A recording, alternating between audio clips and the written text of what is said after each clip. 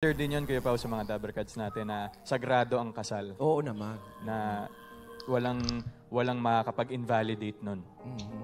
So, Ganda yun, no? Mag-aaway tayo. Pero hindi maghihiwalay. Yes. Ganun dapat. Pwede rin yan. Mag-aaway tayo, pero walang laitan. Mabuhay ang matagal ng kasal. yes, bossy! May dalawa na anak eh. Mabuhay ang matagal ng kasal. yes, bossy! May dalawa na anak eh. Welcome back mga kaaldab. Ito na naman po ang inyong lingkod, si Mr. Destiny. At magbibigay po tayo ng pinakamainit na paliwanag po ngayon. Paliwanag ha, pinakamainit na paliwanag. Kailangan ko po kasing ipakita to. Kailangan ko po talagang iparamdam sa kanila na totoo po yung sinasabi ko na si Alden Richards totoong kasal na o matagal ng kasal at dalawa na yung anak. Ngayon, sa mga magsasabi ng fake news ako, sisihin nyo si Bossing. Di po ba? Hindi naman po siguro kasalanan yung mga komento. At bakit si Alden Richard ang sagot ng sagot? Dapat si Paulo. Alam naman po natin na isa lang ang anak ni Paulo at wala itong karelasyon. At hindi ko ata nabalita ang kinasal si Paulo Ballesteros. Di po ba? Para lang klaro. Para lang po alam po ninyo. Sabi ko nga po sa inyo, dito po sa channel ko, hindi naman po ako gumagawa lang ng mga issue. Lalo na po kapag sensitibo yung mga bagay-bagay na ganyan. Na sinasabi nila, alam mo ba Mr. Destiny, sa mga ginagawa mo, pwede kang makulong, pwede kang kasuhan, pwede kang mademanda, o libel, paninirang puri, etc. etc. Totoo to mga kaalda ba? Ganito po sila katindi, mambas sa akin. Kaya nga po yung ibang Aldab Nation, di kayo, magtataka po kayo, bigla silang nanahimik, bigla silang natakot, di po ba? Kasi nga po, babahain ka lang ng mga ng mga, kumbaga, yung tipong pananakot, na syempre, kung baga, hindi ka man natakot ay yung mga anak mo, mga pamilya mo, mga kapatid mo, mga magulang mo, asawa mo, di po ba? Sila yung matatakot para sa'yo. Although sabihin natin matapang ka, di po ba? Pero, kapag pamilya mo na yung nagre-react na, itigil mo na yan. Kasi, syempre, ganito ganyan. Kaya nga po ako, maniniwala po ba kayo na hindi ito alam at hindi ko rin ito sinasabi sa mga pamilya ko? Kasi alam ko, pahihintuin nila ako. Alam ko, bibigyan nila ako ng ganito ganyan. Tigil mo na yan. Kasi hindi na maganda yung nakukuha mong feedback. Di po ba? Natatakot kami na baka may kumbaga sa isang banda, may magbigay sa'yo ng supina, may pumunta rito at may kaso ka na pala. Di po ba? Kaya nga po, sabi ko nga po, hindi ko to gagawin na wala akong ebidensya. Di po ba? Na pagka dinala mo sa korte, yun lang naman po yung ipapaliwanag ko, hindi po sa akin ang galing. Di po ba? Sa tingin nyo po ba, sino nga po ba ang may anak dyan? Si Paulo? Si Alden Richards? Doon pa lang mapapaisip na kayo eh. Hindi po ba? Natama rin po yung sinasabi ko. Kasi, kaya nga po hindi rin nila tayo yung ma-push na, nako, tigil nyo na yan. Kasi galing naman po sa bibig ni Bossing eh. Galing naman po mismo sa bunganga niya.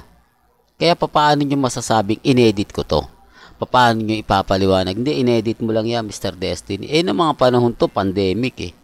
Di po ba? Gagawin mo pa ba yun? Uunahin mo pa mag-e-edit ng mga ganyan? Dahil alam mo na, kumbaga, nakasalalay na. Di po ba? Kaya kita nyo, naka-face shield na sila, naka-face mask pa.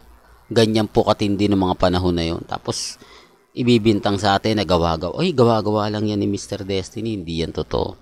Huwag niyong paniniwalaan yan kasi fake news yan. Di po ba? Sinasabi ko lang po para klaro.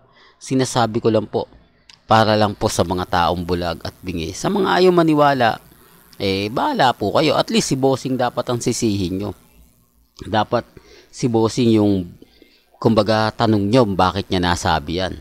Tanong nyo kung bakit may mga bagay-bagay na sinasabi nila yan. Lalo na po si Henyo Master Joey De Leon. Po ba? Pero wala kumbaga, ang punto ron, kasal na raw po si Mengay at si Congressman Spotted o si Congressman Arjo. O wala naman pong problema.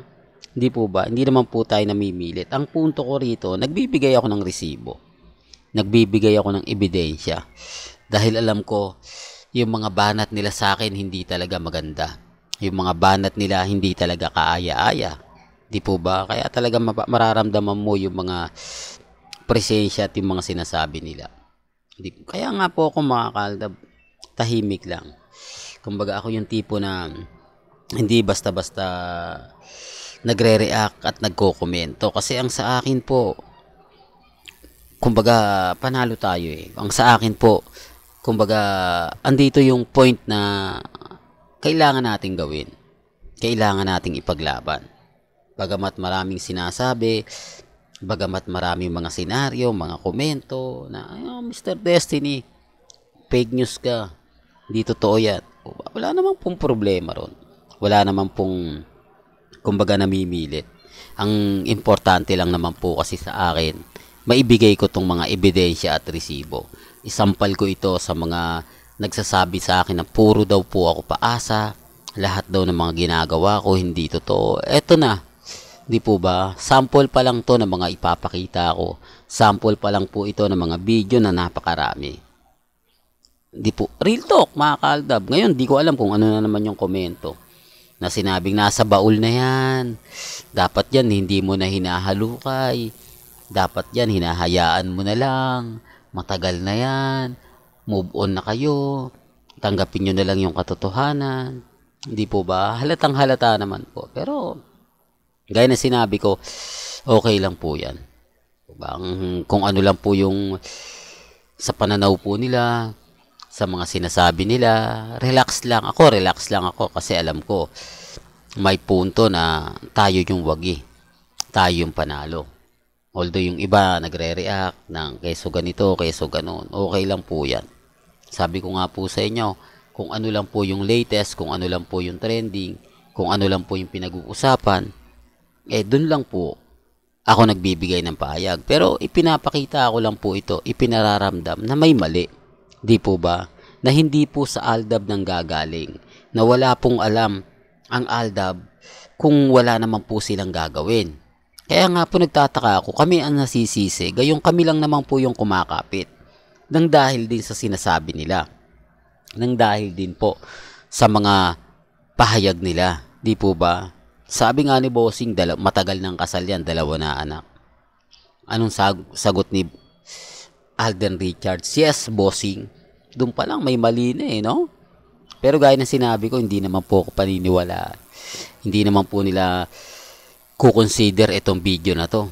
Sabihin nila, matagal na yan, kasal na si Mengay at si Congressman Arjo, move on ka na, di po ba? Yun naman po talaga yung gagawin nila. At hindi naman po ako kumbaga nagre-react doon. Gusto ko lang po ipakita tong ebidensya at resibo. Depende na lang po sa kanila kung ano yung magiging senaryo. Di po ba? Kung ipagpipilitan pa po nila na walang anak si Alden at hindi po kasal, nasa kanila na yan. Pero siguro naman po sa mga sinasabi ko o pinapaliwanag ko, kahit pa paano mapapaisip sila. Kahit pa paano masasabi nila na may mali. Di po ba masasabi nila na lahat ng mga ina-update ko talaga naman pong real talk, mga kaaldab. Totoo naman po hindi sila lang naman po yung nagsasabi na fake news ako. Sila lang naman po yung nagsasabi na yung mga pinapaliwanag ko hindi totoo. Pero kung titignan nyo naman po, ebidensya at resibo, panalo na po tayo. Di po ba? Dito pa lang mararamdaman nyo na Mr. Destiny, ramdam ko nga na ikaw talaga yung panalo sa labanang ito. Pero syempre, mahirap po itong isampal sa mga bitter. Mahirap po itong ipaliwanag sa mga ayaw makinig. Kasi sabihin nila, hindi, matagal na yan. Yun agad yung bungad. Ayaw nilang, kumbaga, isipin yung mga sinabi ni Bossing kung walang rason at bakit niya sinasabi yan. Di po ba? Well, hanggang dito na lang po yung updates natin, mga kaaldab. Kaya kung gusto nyo pa po ng pinaka-latest at sariwang update, abay tumutok lang po kayo dito po sa channel ni Mr. Destiny para updated po kayo sa mga latest at sa mga bagong video po na ilalabas po natin maya-maya lang. Hanggang sa muli, salamat po sa panonood at pakikinig.